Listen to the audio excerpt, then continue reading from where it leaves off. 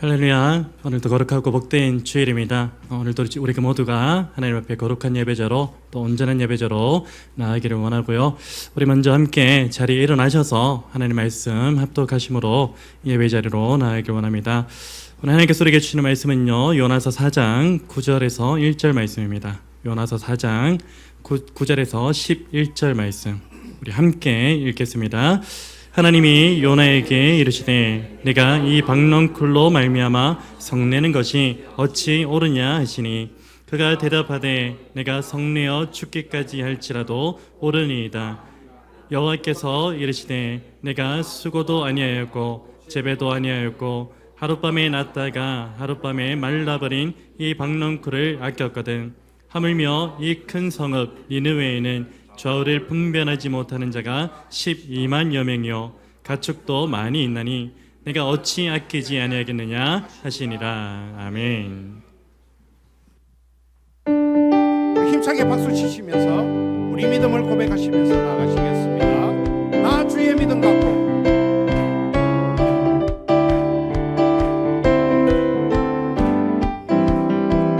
나 주의 믿음 갖고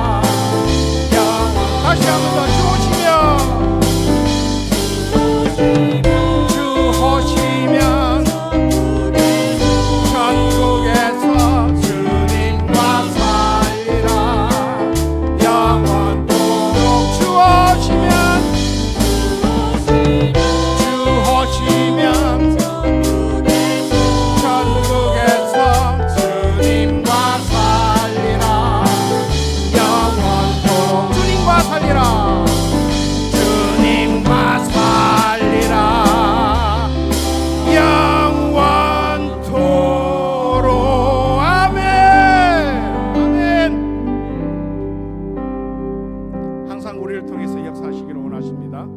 오늘도 우리를 통해서 함께 나가십시다. 지금 서 있는 이곳에서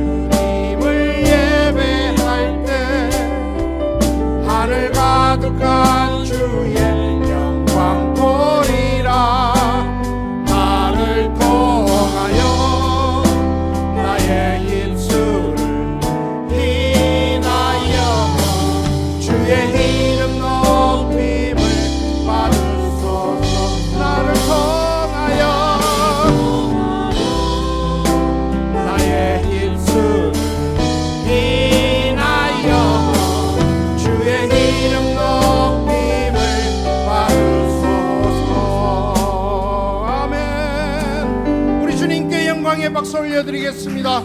주님 영광 받으시옵소서. 우리의 믿음을 사도신경으로 고백하시면서 나가시겠습니다. 나는 전능하신 아버지 하나님 천지의 창조주를 믿습니다. 나는 그의 유일하신 아들 우리 주 예수 그리스도를 믿습니다. 그는 성령으로 잉태되어 동정녀 마리아에게서 나시고 본디오 빌라도에게 고난을 받아 십자가에 못 박혀 죽으시고 장사된 지 사흘 만에 죽은 자 가운데서 다시 살아나셨으며 하늘에 오르시어 전능하신 아버지 하나님 우편에 앉아 계시다가 거기로부터 살아있는 자와 죽은 자를 심판하러 오십니다. 나는 성령을 믿으며 거룩한 공교회와 성도의 교제와 죄를 용서받는 것과 몸의 부활과 영생을 믿습니다. 아멘. 오늘도 거룩하신 아버지 앞에 나아가기를 원할 때 우리의 정욕의 모습, 죄된 모습이 아니라 예수 그리스도의 십자가별로 완전하게 덮인 모습으로 주님과 연합함으로 나아가기를 원합니다. 십자가를 참으신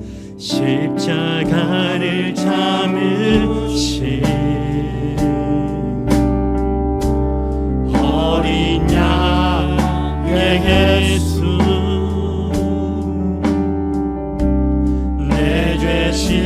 씻어주시고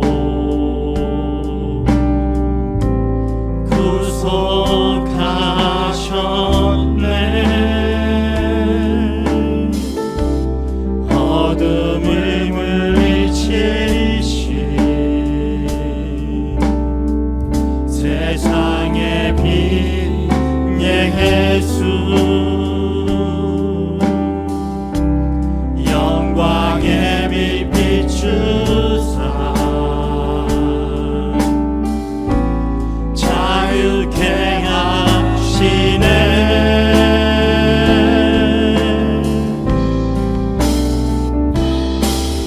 예수 하나님의 완전한 사랑, 예수 하나님의 값없는 은혜, 예수 하나님의 놀라운 지혜, 아름다운 그 이름 예수.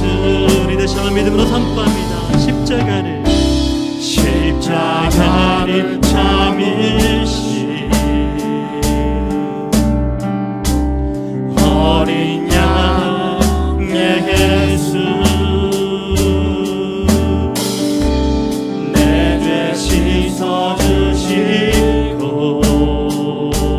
구속하셨네.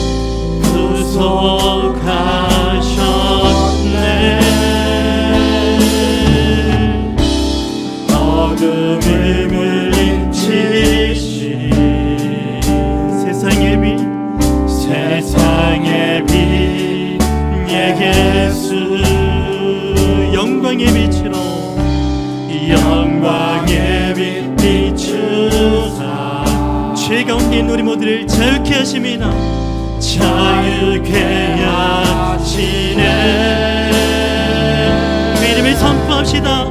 예수 하나님의 완전한 사랑, 예수 하나님의 완전한 사랑, 예수 하나님의 값없는 은혜, 예수 하나님의 놀라운 지혜, 아름다운 그 일. 다시 한번 믿음으로 선포합시다.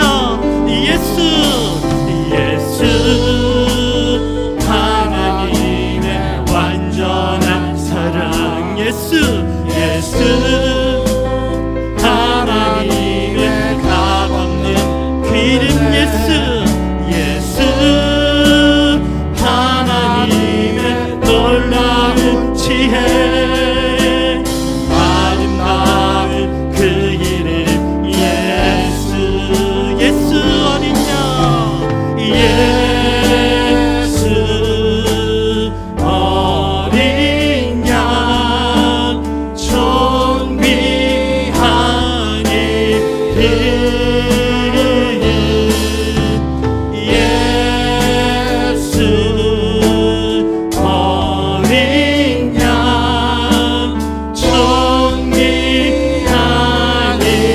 이름, 예수 어린 양, 예수 어린 양, 존귀한 이름 예수, 예수 어린 양, 존귀한 이름, 존귀한 이름, 존귀한 이름, 이 세상 그 무엇보다 존귀한 이름, 존귀한 이름. 아멘.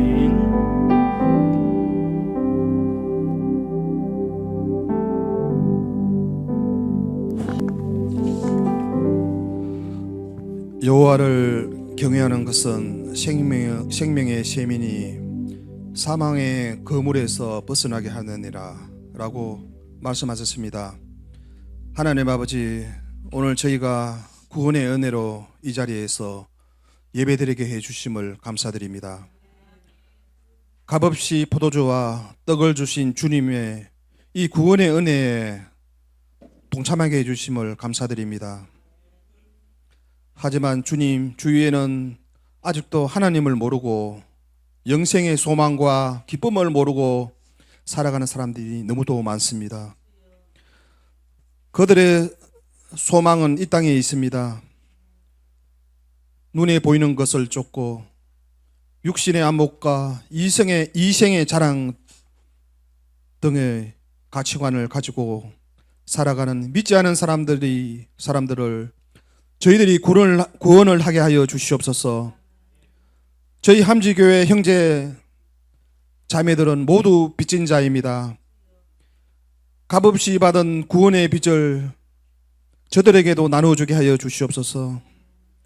우리의 삶 속에서 성령 충만한 삶을 통해서 구원의 기쁨을 나눠줄 수 있는 믿음의 삶이 되게 하여 주시옵소서. 이제 곧 선교 탐방차 필리핀 방문이 있습니다. 아직도 구원의 손길이 미치지 않는 저들에게 빛을 주게 하여 주시옵소서. 마지막 때에 땅끝까지 전하는 복음의 전도자가 되게 하여 주시옵소서. 모든 일정 지켜주시고 하나님의 은혜 가운데 무탈히 모든 계획들이 하나님 은혜 가운데 이루어지게 하여 주시옵소서. 리드하시는 박영대 선교사님에게도 하나님의 은혜 함께하여 주시고 또 건강을 허락하여 주시옵소서. 이 무더운 여름 날씨 속에서도 늘 하나님과 동행하는 우리 함지교회 형제 자매님들 다 되시고 특별히 강윤호 형제님에게 건강을 허락하여 주시옵소서. 하나님 아버지 또한 예물 드리는 손길을 기억하시고 저희들 곳간에 곡식과 포도즙이 넘치게 하여 주시옵소서. 또한 선교사님들의 사역에 하나님의 은혜 함께하여 주시고 또한 이 나라 위정자를 위하여 하나님 함께하여 주시옵소서. 감사드리옵고 우리 구주 되신 예수 그리스도 이름으로 기도드립니다. 아멘.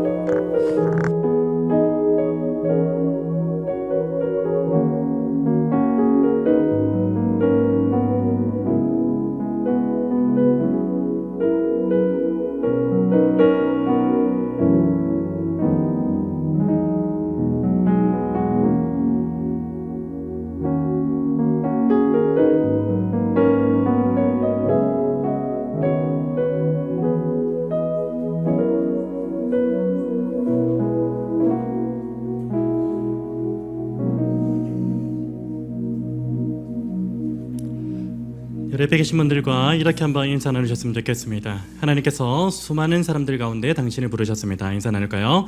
하나님께서 수많은 사람들 가운데 당신을 부르셨습니다. 또 한번 인사 나눕시다. 그 부르심의 은혜가 지금 당신에게 임하고 있습니다. 그 부르심의 은혜가 지금 당신에게 임하고 있습니다. 아멘. 오늘 존재로 삶을 증명하라 23번째 시간, 특별히 선교팀 파송 예배를 하나님 앞에 올려드리는데 요나라는 인물을 통해서 또 우리에게 주시는 말씀, 또 우리 특별히 선교팀에게 주시는 메시지가 무엇인지 함께 나누고자 합니다. 혹시 제가 이 존재로 삶을 증명하라 요나에 대해서 했나요? 혹시 기억이 있으신가요? 제가 이제 앞에 거를 다 기록해 놓은 게 아니라 가지고 어제 주보를 일일이 한번 찾아보려고 하다가 뭐 했으면 또 하면 되지 뭐 싶어가지고 혹시나 한 거라도 이 내용은 다르기 때문에 이해를 해주시기를 부탁을 드리겠습니다. 제가 얼마 전에 인간의 성격 유형 가운데 T와 F를 가장 조화롭게 해석해 놓은 그런 이야기를 들은 적이 있습니다. 보통 이 T와 F는 우리가 알다시피 극과 극의 성향으로 분류되고 있습니다. 일반적으로 이 T의 성향이 강한 사람은요 논리적입니다. 그리고 객관적으로 판단하고요. F의 성향이 강한 사람은요 감정 중심적이고 그리고 또한 가치 중심적으로 모든 것들을 판단하기도 합니다. 그래서 어떤 하나의 객관적인 사실에 대해서 이 T의 성향이 강한 사람은요 보통 어떤 반응이 나타나냐면 냉담한 그런 반응을 나타내 보이고요.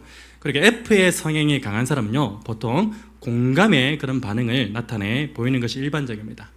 예를 들자면요, 아마 이 예를 아마 알고 계실 거예요. 누군가가 오늘 기분이 울적해서 빵을 샀다라고 그렇게 이야기하면요, 이 T의 성향이 강한 사람은요, 어떻게 반응하면요, 이 빵을 산 것에 초점을 맞춰서 무슨 기분이 울적하다고 빵을 사냐? 이렇게 이야기합니다. 그리고 덧붙여서 차라리 기분을 업시키기 위해서 바람을 쐰다든지 어떤 활동적인 무언가를 하는 게 더 낫지 않냐라고 그렇게 이야기하면서 답을 가르쳐 주려고 합니다. 반면에 F의 성향이 강한 사람은 어떻습니까? 빵을 산 것에 초점을 맞추는 것이 아니라 기분이 울적한 것에 초점을 맞춥니다. 그래서 그 사람에게 이렇게 이야기하죠. 무엇 때문에 기분이 울적한지에 대해서 물어보면서 공감해 주려고 애씁니다.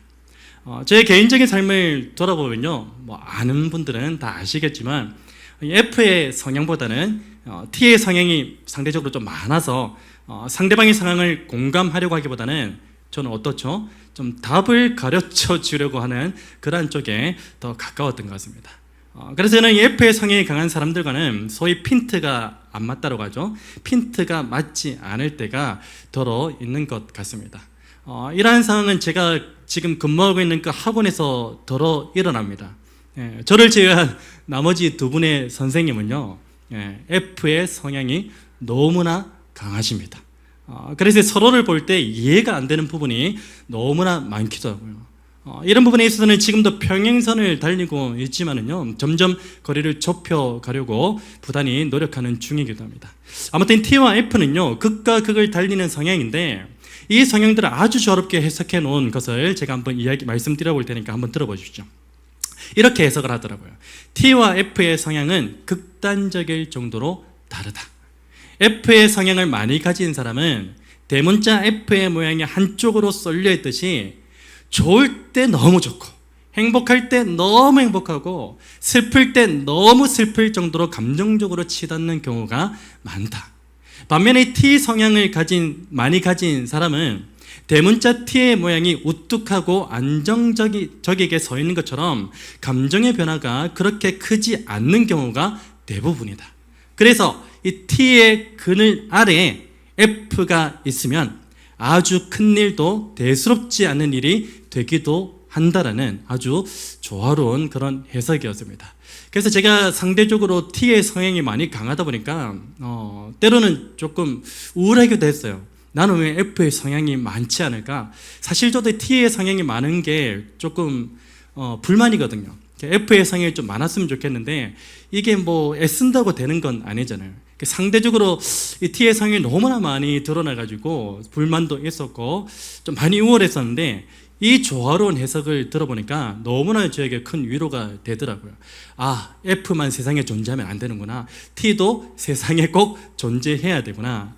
그래서 여담이지만 제가 근무하고 있는 학원이요, 지금까지 큰일 없이 잘 운영이 되고 있습니다. 그 이유 중에 하나를 꼽으라면 아마도 저 같은 이 T 성향을 가지고 있는 그늘이 있기 때문이지 않을까 조심스럽게 한번 추정을 해보는 바입니다. 제가 말하고 싶은 요지는 무엇이냐면요, 이 T의 성향을 가진 사람이든지 F의 성향을 가진 사람이든지 공동체 안에서는요, 필요 없는 사람이 있습니까? 이 모든 사람들이 필요하다는 것입니다. 여러분, 어떤 상황에서는요, 이 T의 성향을 가진 사람들이 유용하게 쓰이기도 합니다. 또 어떤 상황에서는요, F의 성향을 가진 사람들이 더 유용하게 쓰이기도 하는 것입니다. 그래서 우리가 속해 있는 가정이나 혹은 교회는요, 이 T의 성향을 가지고 있는 그 사람들과 F의 성향을 가지고 있는 그 사람들이 성령 안에서 함께 지어져 감으로써 온전한 가정과 교회로 자라나게 되는 것이죠. 그런 의미에서 우리 옆 사람과 이렇게 한번 인사 나누셨으면 좋겠습니다. 이거 진심으로 인사 나누셔야 돼요. 당신이 T라서 너무 좋습니다. 인사 나눌 거예요. 당신이 T라서 너무 좋습니다. 그러면 F는 좀 섭섭하겠죠. 또 한번 인사합니다. 당신이 F라서 너무 행복합니다. 인사 나눕니다. 당신이 F라서 너무 행복합니다. 저는 항상 근무지에서 T라고 욕만 먹어가지고 좋은 소리를 못 들어가지고 여러분들이 저에게 그런 위로의 말씀을 인사말을 해주시니까 너무나 감사합니다. 여러분, 그러면 우리의 삶을 인도하시는 하나님께서는 과연 어떠한 성향을 가지고 있는 분이실까요? 만약 하나님께서 이 T와 F의 성향을 찾아본다면요, 아마도 이 T와 F 중에 어느 것에도 치우치지 않고 균등하게 가지고 계시는 분이 우리 아버지 하나님이지 않을까라는 그런 생각을 한번 해봅니다. 사실 성경에 기록되는 이 하나님은요, T와 F의 성향을 고루 갖추고 계신 분으로 증거하고 있습니다. 예를 들자면은 이 하나님께서는 이 죄인에 대해서 객관적인 사실을 근거로 논리적 판단을 하는 T의 성향을 가진 분이십니다. 그렇지만 그 죄인에 대해서 한없는 사랑과 자비로 품어주시는 F의 성향을 가진 분이시기도 하죠. 그리고 하나님께서는요, 당신의 자녀를 인도하실 때 당신의 자녀들의 상황과 형편은 고려하지 않습니다. 그 자녀들의 상황과 형편은 고려하지 않을 채 막무가내로 인도하시는 것 같은 그 T의 성향을 나타내 보이시기도 합니다. 그렇지만 이 당신의 자녀들이 그 길 가운데 지쳐서 쓰러져 있을 때면요, 어떻게 하십니까? 항상 찾아오셔서 그들의 고통을 공감해 주시며 위로해 주시는 F의 성향을 가지신 분이 우리 아버지 하나님이시기도 하죠. 여러분, 오늘 본문에 포함한 요나서에 기록된 이 하나님 역시도 요나에게 이 T와 F의 성향을 조화롭게 나타내주면서 요나의 삶을 이끌어가고 있음을 볼 수가 있습니다. 제가 1장부터 4장까지 간략하게 그렇게 여러분들과 함께 말씀을 좀 나눌 건데요, 먼저 1장에서 보면요, 이 요나는 하나님께로부터 니느웨로 가서 악독한 백성들을 향하여 그들이 회개하게끔 회개의 메시지를 선포하라는 그런 부르심을 받았습니다. 그렇지만 요나는 어떻게 합니까? 하나님의 부르심을 피해버립니다. 하나님의 부르심을 피해서 니느웨로 가지 않습니다. 니느웨로 가지 않고 다시스로 도망가기 위해서 욥바로 내려갑니다. 그때 어떤 일이 일어납니까? 마침이라는 일이 일어납니다. 마침 자기가 다시스로 가려고 했는데 그 시대에는 배 시간표도 잘 몰라요. 그리고 배도 많지 않습니다. 근데 그때 마침 자기가 가려고 했던 다시스로 가는 그 배를 만나게 됩니다. 그리고 요나는 니느웨가 아닌 다시스를 향하는 그 배에 올라타게 되죠. 여기서 우리는 마침이라는 그 단어에 주목해 볼 필요가 있습니다.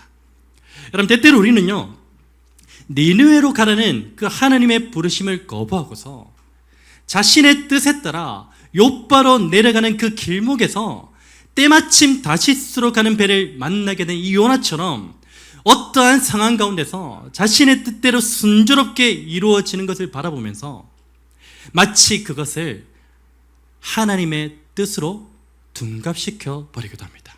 그게 오늘 저와 여러분의 모습입니다. 그래서 우리는 어떻게 합니까? 인생의 순간순간마다 이 마침이라는 그 단어에 주의를 기울여야 합니다.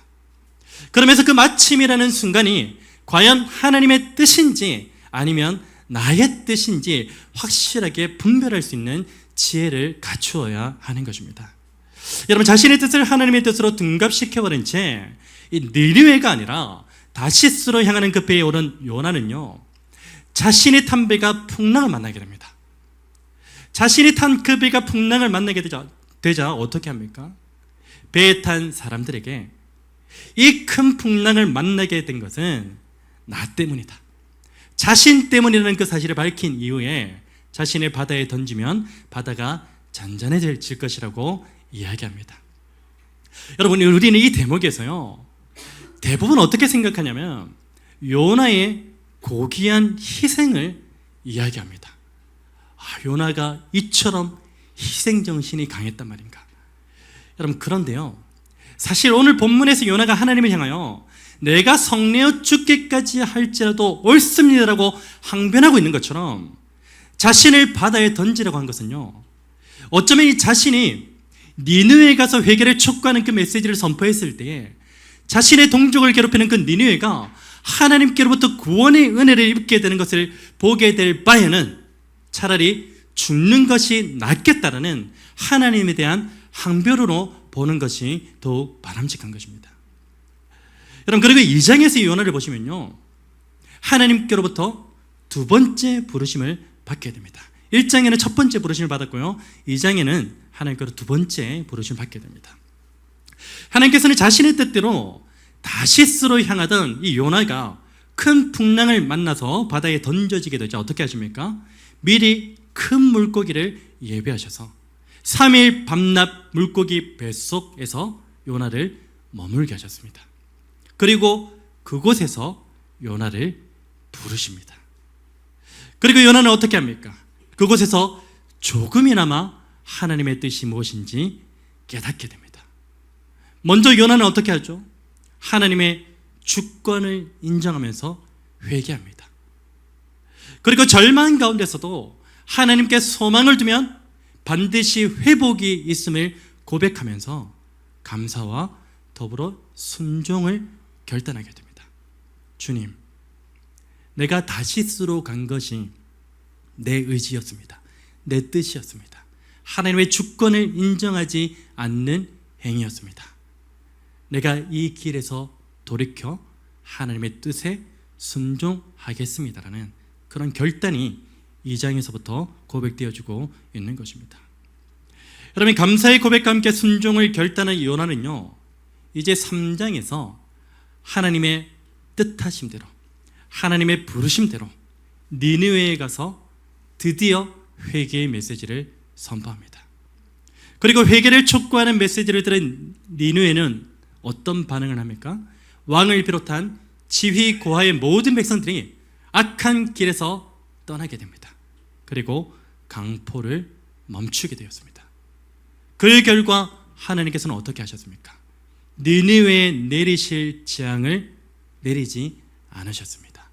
니느웨는 하나님의 심판을 피하게 되었던 것입니다. 이 사실에 대해서 요나서 3장 4절에서 10절 말씀은 우리에게 이렇게 말씀하는데, 우리 성경을 가지고 계신 분들은요, 같이 한번 찾아보시고 한 장만 앞쪽으로 넘기시면은 요나서 3장 4절에서 10절 말씀입니다. 요나서 3장 4절에서 10절 말씀 함께 읽겠습니다. 요나가 그 성읍에 들어가서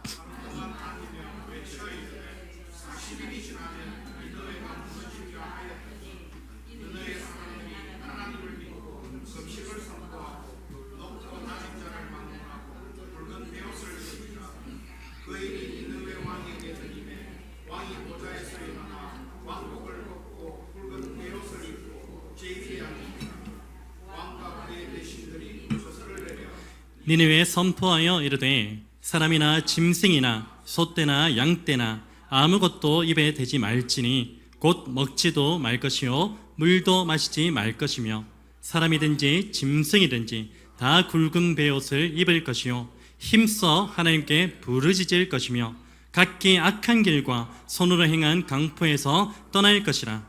하나님의 뜻을 돌이키시고 그 진노를 그치사 우리가 멸망하지 않게 하시리라. 그렇지 않을 줄 누가 알겠느냐 한지라. 하나님이 그들이 행한 것 곧 그 악한 길에서 돌이켜 떠난 것을 보시고 하나님의 뜻을 돌이키사 그들에게 내리리라고 말씀하신 재앙을 내리지 아니하시니라. 아멘. 여러분, 오늘 우리가 읽었던 이 말씀의 상황을 볼 때 여러분 어떤 기분이 듭니까? 요나서 3장의 이 상황은요, 하나님의 자녀된 권세를 가진 그리스도인이라면 누구나 염원하는 그러한 일이 아니겠습니까? 여러분, 그리스도인에게 있어서 이보다 더 아름다운 광경이 과연 있을까요? 한 영혼이 주님께로 돌아와서 참여함으로 주님의 자녀가 되는 그 광경만 봐도 우리는 무엇을 느낍니까? 큰 감동과 감격을 느끼지 않습니까? 하물며 한 영혼이 아니라 한 민족이 주님께 돌아와서 참여함으로 주의 자녀가 되는 이 광경은요, 그리스도인이라면 누구나 기뻐할 만한 일임에 틀림이 없습니다. 그래서 사실 요나서는요 3장으로 그냥 마무리되어 버리고 4장으로 이어지지 않았으면 하는 그런 아쉬움도 솔직하게 있습니다. 왜냐하면 이 4장에서는요 3장의 그 흐름에서 전혀 예상하지 못한 반전이 일어나기 때문입니다. 3장에서 이 니느웨가 왕을 비롯해서 지구의 모든 백성들이 회개하고 하나님의 심판을 면하게 되고 주의 자녀가 되는 그 광경이 너무나 아름다워 보이기 때문에 사장으로 넘어가지 않았으면 하는 그런 바람이 있습니다. 그런데 반전이 일어나요. 어떤 반전입니까? 요나는 4장에서 이 시대의 그리스도인이라면 누구나 기뻐할 만한 그 니느웨의 구원 소식에 어떻게 반응하죠? 불평을 쏟아냅니다. 불평을 쏟아내는 것을 넘어서 하나님이 니느웨를 용서하신 것에 대해서 어떻게 반응합니까? 화를 냅니다. 여러분 4장에서 이 요나의 모습을 보고 있으면요, 과연 그가 2장에서 보였던 하나님 앞에서의 이 회개와 감사의 고백을 넘어 순종의 결단을 한 사람이 맞나 싶을 정도로 이 2장과 4장에서의 요나의 모습에는요 상당한 거리감이 있어 보입니다. 제가 봐도 너무나 어색해 보입니다. 여러분 2장과 4장에서 확연하게 달라진 듯한 이 요나의 모습은요 무엇을 의미하는 것입니까? 바로 아직 요나에게서 깨어지지 못한 부분이 있음을 우리에게 말씀해 주고 있는 것입니다. 여러분 요나에게 아직 깨어지지 못한 부분은 무엇입니까? 바로 요나는요 여전히 자신의 동족의 원수인 이 니느웨가 구원받는 것이 죽을 만큼 싫었다는 것입니다. 그 부분이 아직 깨어지지 않았던 거예요. 다시 말해 요나는요 니느웨를 향한 하나님의 뜻은 안중에도 없었고요 오직 자신의 뜻대로 되기를 내심 기대하고 있었다는 것입니다. 요나서 4장 5절에 기록된 요나의 모습을 한번 보십시오. 요나가 성읍에서 나가서 그 성읍 동쪽에 앉아 거기서 자기를 위하여 초막을 짓고 그 성읍에 무슨 일이 일어나는가를 보려고 그 그늘 아래에 앉았더라. 무슨 일이 일어나는가를 보려고. 여러분 여기서 이 요나가 성읍에 무슨 일이 일어나는가를 보려고 나아갔다는 것은요 두 가지 해석이 있습니다. 하나는 어떤 해석이냐면 하나님께 회개한 그 니느웨가 다시 하나님 앞에 범죄하고 죄의 길로 돌아가서 하나님께 심판받기를 기대하는 그 심리가 담겨져 있다는 해석이고요. 다른 하나의 해석은 혹시 하나님께서 뜻을 돌이키셔서 이 니느웨를 심판하시지 않을까 하는 그 기대 심리가 담겨져 있다는 그런 해석입니다.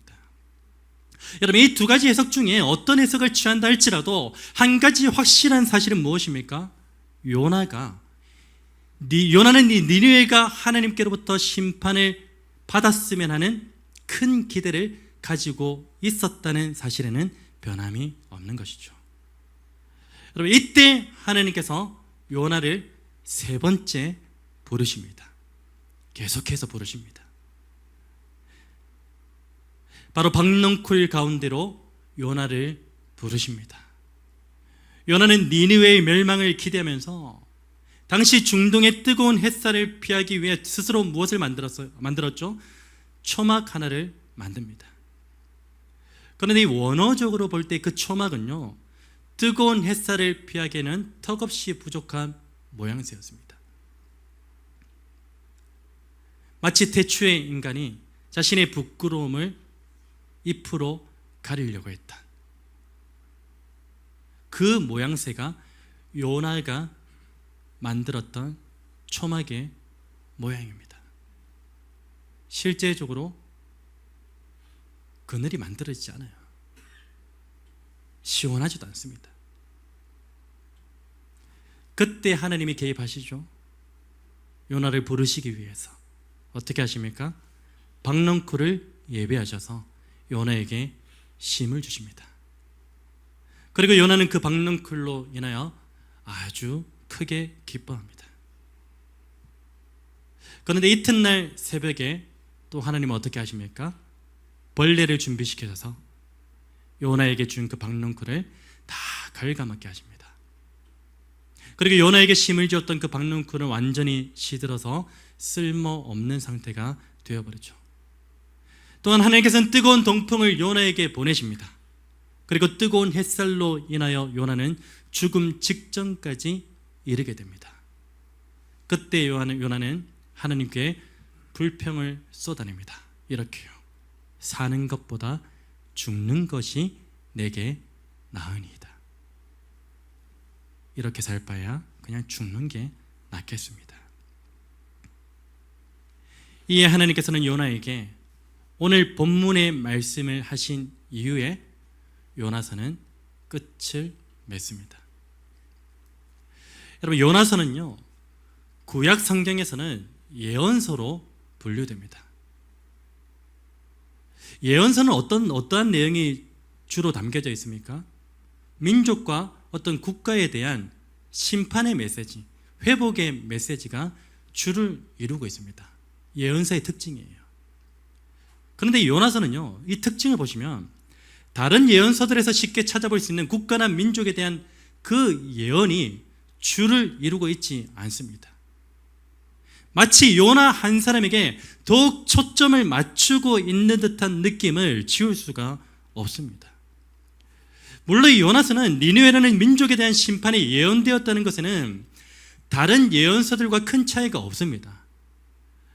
그렇지만 비중으로 따지자면요, 니느웨에 대한 예언서라기보다는 이 요나서는 하나님의 인내하심 가운데 결국에는 하나님의 부르심에 온전히 순복한 그 요나에게 더 큰 비중을 두고 있다고 볼 수 있는 것입니다. 여러분, 요나서는 4장을 끝으로 요나에 대한 행적을 더 이상 기록하고 있지 않습니다. 이후에 요나의 삶이 어떠한 방향으로 길을 걸었는지 그 누구도 이야기해주고 있지 않습니다. 여러분, 그럼 과연 요나는 하나님의 부르심에 온전히 순복했을까요? 1장부터 4장까지의 모습은요, 순복하는 것처럼 보이다가 실상은 그게 아니었다라는 것, 다시 순복하는 것처럼 순종하는 것처럼 그 길을 따르는 것처럼 보였지만 실상은 그게 아니었다는 것이 계속 반복적으로 일어나고 있습니다. 그러면 4장 이후에 요나는 과연 하나님의 부르심에 온전히 순복했을까라는 그 의문점이 남게 마련입니다. 정답은 무엇일까요? 정답은 그렇다입니다. 그 사실을 어떻게 알 수 있을까요? 바로 전통적으로 요나서를 기록한 사람을 요나 자신으로 보고 있기 때문입니다. 요나서는 전통적으로 요나가 기록한 것으로 전해지고 있습니다. 여러분, 만약 요나가 하나님의 부르심에 끝까지 순복하지 않았다면 하나님에 대한 불평과 자기로 가득했던 그 요나가 어떻게 요나서를 기록할 수 있었겠습니까? 요나는 요나서를 통해서 니느웨를 향한 그 하나님의 사랑을 기록하면서 동시에 무엇을 기록하고 있습니까? 하나님께서 자기 이유와 온갖 불평으로 가득한 자신을 어떻게 부르심의 자리로 이끄셨는지에 대해 회상한 것을 기록하고 있는 것입니다. 자신의 삶에 대한 기록이에요. 여러분, 요나는 하나님의 부르심의 자리에서 자기 이유와 판단과 불평이 어떻게 되었습니까? 마침내 제거되었습니다. 쓴뿌리가 완전히 제거되어 버렸습니다. 그리고 하나님의 뜻이 곧 자신의 뜻이 되는 연합의 자리로까지 나아가게 되었던 것입니다. 여러분, 오늘 요나서 전체가 우리에게 주는 중요한 메시지가 바로 이것입니다. 하나님께서는 오늘도 변함없이 저와 여러분을 부르고 계십니다. 여러분, 요나는 하나님의 부르심의 자리 가운데 하나님을 만났습니다. 오늘 저와 여러분도 마찬가지입니다. 그 부르심의 자리에서 하나님을 만나게 되는 것이죠. 무엇보다 그 부르신 자리에서 오늘 저와 여러분 가운데 가득 메워져 있는 자기 의와 판단과 불평을 제거하실 뿐만이 아니라 지난주 말씀을 인용하자면요, 무엇이 제거되는 것입니까? 우리 안에 여전히 가득한 육체의 것, 정욕의 것, 귀신의 것을 완전히 제거하셔서 당신과 연합을 이루어 이제는 육체의 열매를 맺으며 사는 인생이 아니라 성령의 열매를 맺으며 사는 인생으로 회복시키시는 하나님이신 줄 믿습니다. 그 하나님이 오늘 저와 여러분을 이 자리 가운데 부르셨습니다. 간절히 바라기는요, 오늘 저와 여러분 모두가 이 부르심 앞에 아멘으로 반응하시는 은혜가 있기를 주님의 이름으로 축복합니다. 특별히 오늘 필리핀 선교로 출국하는 선교팀에게 하나님의 부르심 앞에서 주저함 없이 이 믿음이 강하게 작동되는 은혜가 있기를 주님의 이름으로 축복합니다. 사랑하는 믿음의 형제 자매 여러분, 특별히 선교팀 여러분, 하나님께서 여러분을 필리핀 선교로 부르신 이유는 무엇입니까? 필리핀 가운데 여전히 좌우를 분별하지 못한 채 악한 길로 걸어가고 있는 그 영혼들에게 회개의 메시지를 선포하게 하시기 위함이기도 하겠지만요, 무엇보다 여러분 한 사람 한 사람을 필리핀 선교로 부르신 이유는요, 여러분 한 사람 한 사람의 회복을 위하여 부르셨다는 사실을 잊지 마시기를 주님의 이름으로 간절히 부탁을 드립니다. 마지막으로 여러분의 선교 여정 가운데 시간이 지나면 지날수록 자기 의와 판단과 생각과 불평이 쌓이는 것이 아니라 하루하루 시간이 지나면 지날수록 내 안에 자리 잡고 있었던 자기 의와 판단과 생각과 모든 불평이 완전히 사라져버리고, 또한 나도 모르게 자리 잡고 있었던 육체의 것, 정욕의 것, 귀신의 것이 있었다면 그 모든 것들이 완전히 제거되어져서 하나님과의 관계에서 온전한 연합을 이루심으로 여러분의 입술 가운데서 기쁨과 감사와 찬송의 노래가 가득 울려 퍼지기를 우리 주 예수 그리스도의 이름으로 축복합니다. 이 모든 은혜가 이 자리에 있는 모든 형제 자매들 가운데 충만하게 임하기를 우리 주 예수 그리스도의 이름으로 축원합니다. 선교팀 여러분에게 다시 한번 권면드립니다. 지금 이 자리에서부터 나의 의를 제거해달라고 내 뜻과 내 판단과 내 생각과 내 안에 가득한 불평을 제거해달라고 기도하고 가지 않으시면요, 거기 가면 100% 자기가 드러나게 되어 있습니다. 불평과 자기 판단과 생각이 드러나게 되어 있습니다. 온전한 순종이 없게 됩니다. 온전한 순종이 없는 그 부르심의 자리에 과연 하나님의 은혜가 폭포수같이 임하겠습니까? 사단이 그걸 막는데, 여러분, 그래서 여기서부터 선교의 여정은 이미 시작된 줄로 믿으시기를 바랍니다. 그래서 여러분들 안에 있는 나의 생각 그냥 다 버리세요. 불평함들 다 버리세요.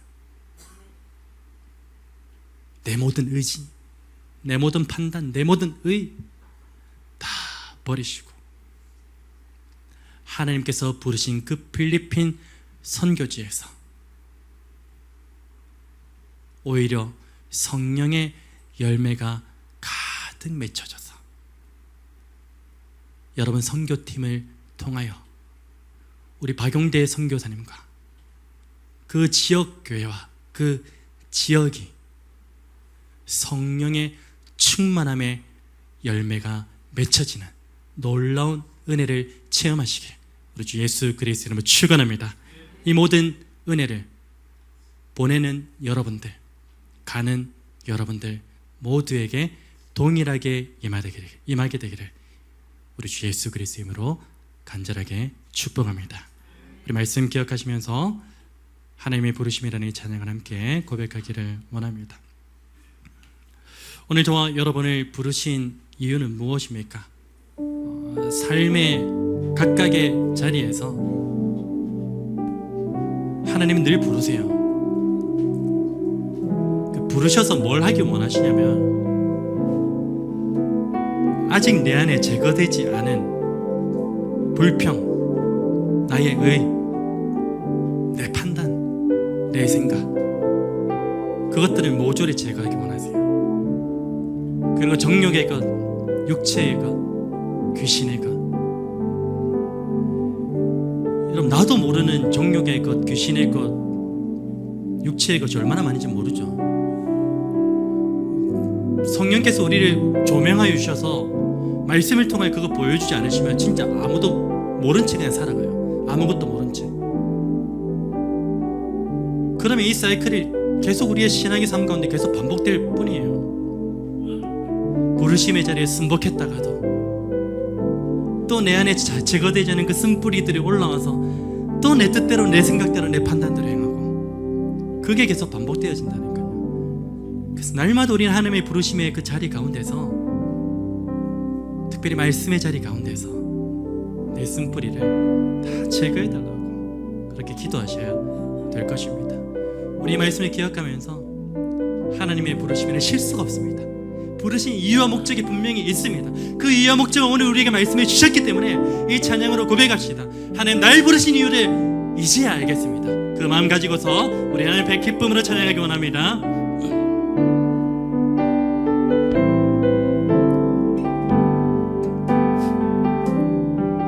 하나님의 부르심에는 후회하심이 없네.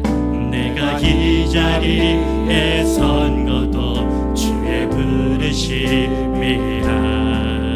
하나님의 부르심에는 결코 실수가 없네. 나를 부르신 하나님의 신실하심을 우리 이렇게 고백합시다. 나를 부르신 뜻을 알 수 없지만 나를 부르신 뜻을 나는 알 수 없지만 오직 감사와 순종으로 주의 길을 가리라. 때론 내가 연약해져도 주님 날 도우시니 주의 놀라운 그 계획을 나는 믿으며 살리. 날 부르신 뜻 내 생각보다 크고 날 향한 계획 나의 지혜로 측량 못하나 가장 좋은 길로 가장 완전한 길로 오늘도 날 이끄심이. 우리 2절 고백합니다. 작은 나를 부르신, 작은 나를 나는 알 수 없지만 그 부르심 앞에 오직 감사와 순종으로 주의 길을 가겠습니다. 때론 내가 연약해져도 우리 주님이 날 도우십니다. 주의 놀라운 그 계획을 나는 믿으며 살아갑니다. 아멘. 날 부르신 뜻, 날 부르신 뜻 내 생각보다 날 향한 계획, 날 향한 계획 나의 지혜로 측량 못하나 가장 좋은 길로 가장 완전한 길로 신실하신 주를 찬양해. 날 부르신 뜻, 날 부르신 뜻 내 생각보다 크고 날 향한 계획 나의 지혜로 측량 못하나 가장 좋은 길로 가장 완전한 신실하신 주를 찬양합니다. 주를 찬양해. 신실하신 주를, 신실하신 주를 찬양. 우리 더 큰 목소리로 신실하신 주를 찬양해.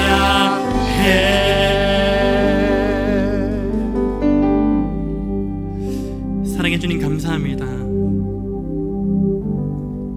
오늘 우리가 얼마나 연약한 존재인지, 주님의 말씀에 비추어 보았을 때 얼마나 부끄러운 존재인지, 하나님 말씀대로 살아가겠노라고 날마다 결단하지만 그 말씀대로 살아낸 적이 얼마 되지 않는 그런 부족한 존재인지 깨닫게 되었습니다. 우리는 날마다 하나님의 부르심 앞에 순종하며 살아가는 줄 알았지만 그 부르심의 이유와 목적에 부합한 삶을 살아내지 못한 것이 우리의 현실이었습니다.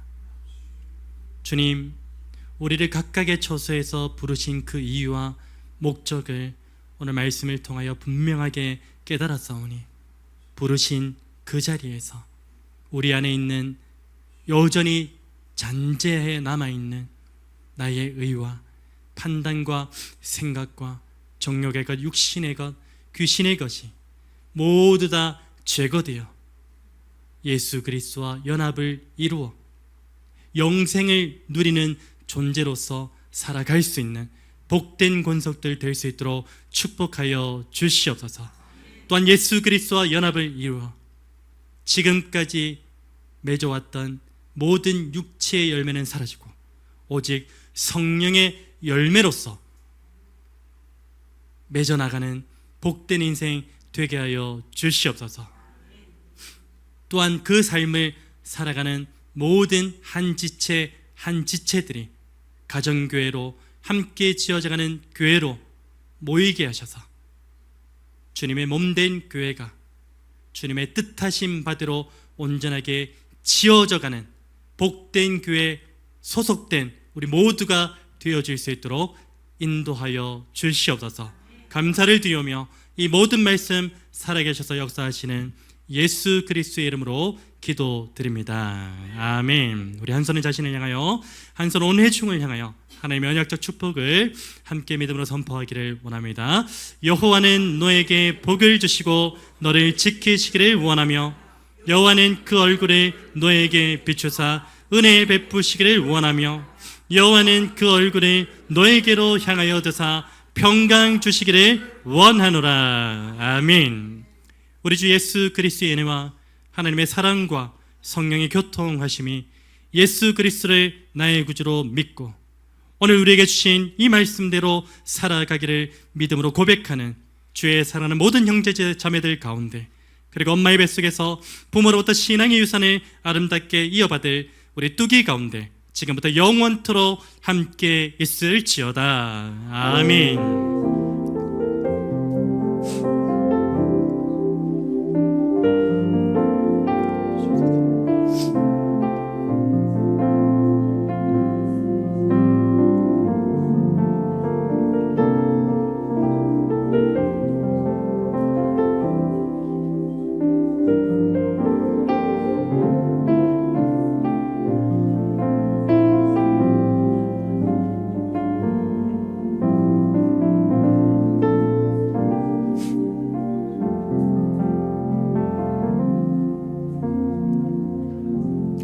우리 좌우로 한번 이렇게 인사 나누셨으면 좋겠습니다. 하나님의 부르심 앞에 순복합시다. 인사 나눕니다. 하나님의 부르심 앞에 순복합시다. 아멘. 우리 이 시간에 우리 선교팀 나오셔서 우리 하나님 앞에 결단하는 그런 마음으로 담아서 고백으로 또 찬양 올려드리겠습니다.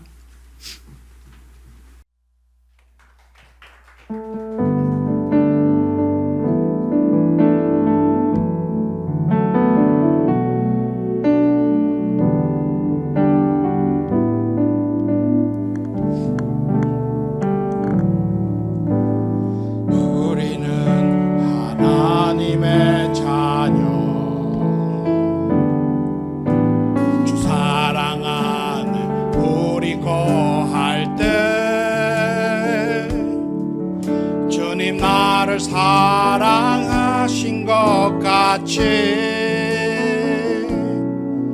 우리도 서로 사랑할 수 있네.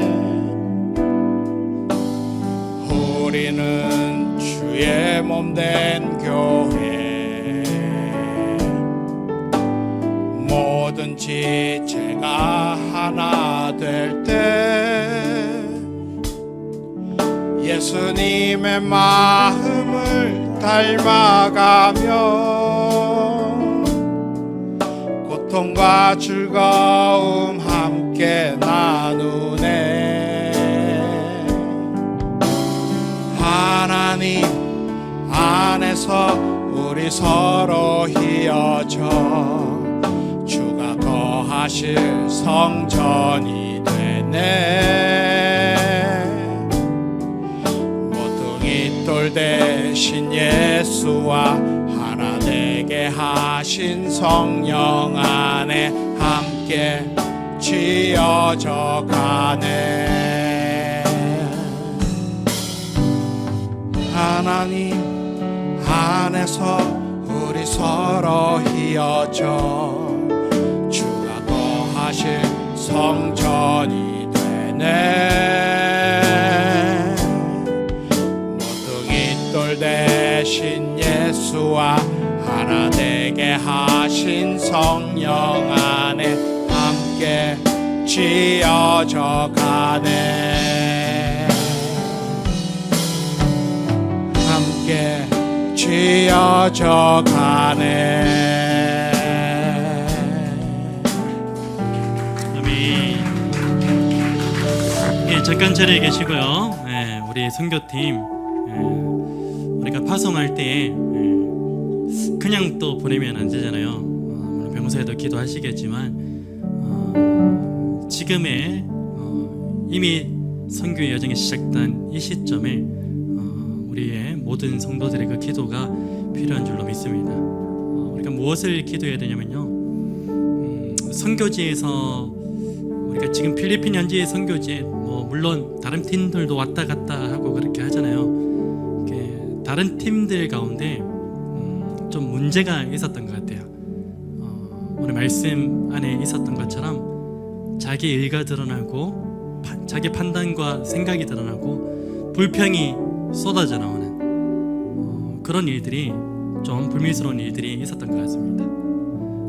우리 함께 지어져가는 교회 선교팀이라고 그런 일이 벌어지지 않으라는 법이 있습니까? 깨어있지 않으면, 또 우리가 중보의 기도가 없으면은 절대 그런 일이 일어나지 않으라는 법이 없습니다. 그래서 오늘 우리가 이 말씀을 기억할 때에 이제 선교팀을 향하여서 좀 강하게 좀 축복하면서 좀 기도했으면 좋겠어요. 하나님, 이 선교팀이 자신의 생각을 다 버리고 자신의 의가 드러난 것들을 다 제거되고 불평이 제거되고, 현지가 얼마나 더운지 아십니까? 엄청 더워요. 한국과는 비교할 수 없을 정도 더울지도 모르겠습니다. 습하기도 하고. 그래서 이 불평이, 불쾌지수가 올라올 수밖에 없는 그런 환경 가운데 놓여 있어요. 그럼에도 불구하고 이 불평이 제거될 수 있도록, 나의 완악한 마음들이 제거될 수 있도록, 그래서 이 선교팀을 통하여서 하나님, 그 지역의 교회와 죽어가는 영혼들이 한 영혼이라 할지라도 살아나는 역사, 분별하지 못하는 그 필리핀의 영혼들이 회복되어지고 회개하는 역사가, 주님의 자녀가 되는 역사가 일어나게 하여 주시옵소서. 우리 주님의 이름 간절하게 한번 부르짖고 우리 선교팀을 위해서 축복하며 함께 기도하기로 오늘 기도하겠습니다. 주여, 살아계셔서 역사하시는 하나님 아버지 감사합니다. 하나님 아버지, 우리는 부족하고 연약합니다. 할 수 있는 것이 아무것도 없습니다. 우리를 선교의 자리로 부르신 그 이유가 분명하게 있는 줄로 믿습니다. 하나님, 우리를 왜 부르셨습니까? 분명히 하나님 아버지여, 이 선교지에 죽어가는 저를 분별하지 못하는 그 영혼들의 회복을 위하여, 회개를 위하여 하나님 우리를 부르신 것 분명히 알고 있습니다. 그러나 또한 우리의 회개를 부르심 가운데 우리 안에 가득 숨어있는, 우리 안에 가득 채워져 있는, 만연하게 자리 잡고 있는 온갖 하나님 아버지 악독한 것들, 온갖 하나님 아버지 불평들, 온갖 하나님 자기 일들, 온갖 하나님 아버지의 마음에 불편한 것들 하나님 제거하여 주시기 위하여 그 부르심의 자리로 우리를 불러주신 줄로 믿습니다. 하나님, 그 믿음대로 선포합니다. 그 믿음대로 우리 모두가 선포하며 축복하며 나아가오니 주여, 주여 역사하여 주시옵소서. 주여,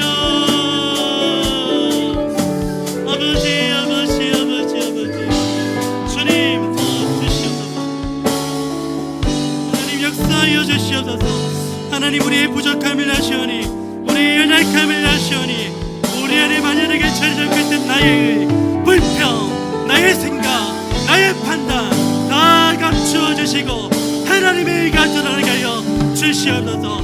하나님의 판단이 드러나게 하여 주시옵소서. 하나님의 생각이 조명되게 하여 주시옵소서. 주여 아버지 아버지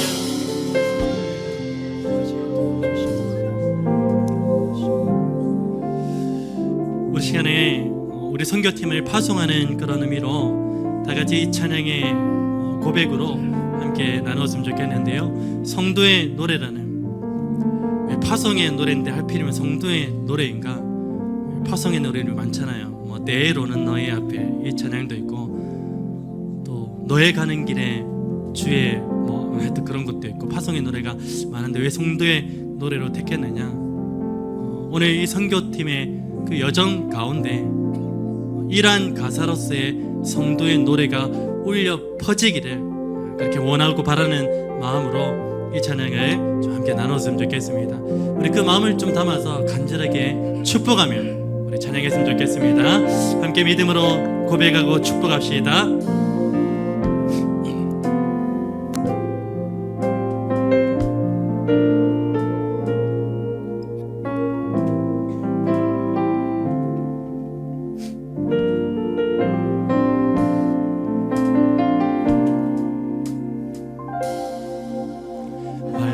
가난과 고난 수고로움 속에도 성도는 그 믿음을 지켰네. 주를 섬기는 일에 자신을 다 드리며 진리의 말씀과 성령으로 우리 다시 한번 고백합니다. 우리 두 팔을 활짝 뻗어서 한번 축복합니다. 환난 가난과 고난 수고로움 속에도 성도는 그 믿음을 지켰네. 주를 섬기는 일에 자신을 다 드리며 진리의 말씀과 성령으로 그 길을 걸었네. 그리스도 안에서 새롭게 하시고 그리스도로 인하여 자유케 되었네. 우리는 무명하나 유명한 자요. 죽음의 위기 속에도 참 생명 가졌고 근심하나 기뻐하며 가난하나 다른 일을 부욕해 가는 자로다. 우리는 무명하나 유명한 자요. 죽음의 위기 속에도 참 생명 가졌고 근심하나 기뻐하며 가난하나 다른 일을 부욕해 가는 자로다. 모든 것 가진 자로다. 모든 것 가진 자. 우리 믿음으로 축복하며 선포합시다. 모든 것 가진 자로다. 모든 것 가진 자로다.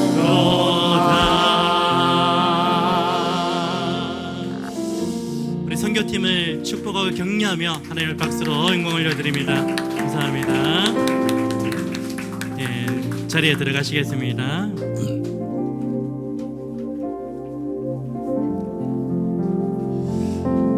오늘 9시 비행기로 출국을 하게 되고요. 아마 공항에는 6시까지 그렇게 오셔가지고 티켓팅을 하시고 그렇게 준비하시는 출국 수속을 그렇게 밟으시는 것 같아요. 여기서 보내는 것도 참 뜻깊고 의미 있지만 또 그 자리에 또 함께 시간 있으신 분들은 동참하셔서 또 그 자리에서 또 이제 간절한 마음으로도 축복하면서 보내는 그런 좀 나눔도 교제도 좀 있었으면 하는 그런 바람이 있습니다. 저는 내일부터 휴가를 가게 되고요. 휴가를 가게 되는데 저는 원래 좀 특별한 사정이 있어가지고 필리핀 선교에 동참을 하지 않으려고 못하는 그런 상황이었는데 또 이제 주변에서 많은 분들이 우리 함께 지어져가는 교회 첫 선교 여정인데 또 교장 선생님 같은 제가 또 빠지면 조금 힘이 빠지지 않겠냐 또 그런 말씀들이 있어가지고 제가 일주일 전에 부랴부랴 인천에서 출발하는 비행기를 저는 티켓팅을 했고요.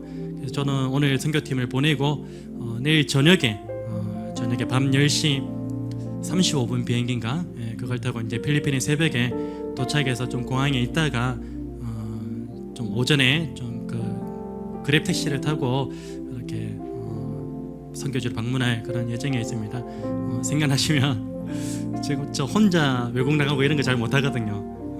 진짜 두려움이 많아가지고 겁이 많아가지고 혼자 잘 안 나가거든요. 그래서 저에게 하나님 담대함을 주십시오. 그걸 위해서 좀 기도해 주시기를 부탁을 드리겠습니다. 모든 선교 일정 가운데 하나님의 은혜만 충만하게 임하고 나타나기를 위해서 기도해 주시기를 부탁을 드리겠습니다. 오늘 식탁의 교제는요 컵라면이고요. 그리고 또 선교팀 일정이 좀 있어가지고 출국 준비할 부분들도 있고 그래서 오늘 소그룹 모임은 생략하도록 하겠습니다. 다음 주 식탁의 교제 바뀌어졌다고 제가 미리 권고를 드렸죠. 참조하셔서 그렇게 준비해 주시기를 부탁을 드리겠습니다. 선교팀 잘 다녀오시고 나중에 배웅하실 분들은 공항에서 뵙도록 하겠습니다. 우리 예배를 받으신 그리고 선교팀에게 임하실 그 하나님을 기대하며 감사와 찬송으로 영광의 박수 올려드립니다. 감사합니다.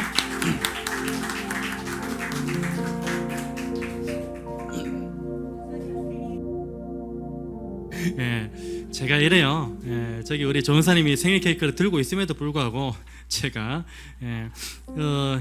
주부에 깜빡했는데요. 우리 7월 생일 나가신 분이 우리 이지윤 자매 그리고 이성린 자매님 그리고 박기숙 권사님 그리고 서태지 형제 오늘 참여를 했지만 이 네 분 혹시 그 외에 또 있으십니까? 생일 7월에 없으십니까? 우리 그러면 생일자들 앞으로 초대하겠습니다. 박수 한번 주십시오. 7월 생일자들 다 나오십시오. 다 나오십시오. 자, 우리 지은이도 우리 박규숙 권사님도 나오십시오. 나오셔서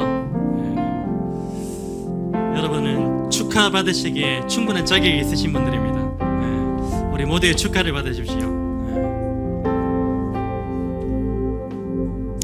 총 하나만 꽂아도 돼요. 너무 거추장스러우니까. 바람이 꺼지지 않을까 모르겠네.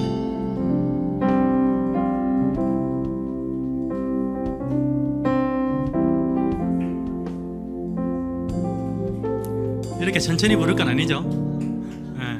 괜찮습니다. 자, 합니다. 생일 축하합니다. 생일 축하합니다. 생일 축하합니다.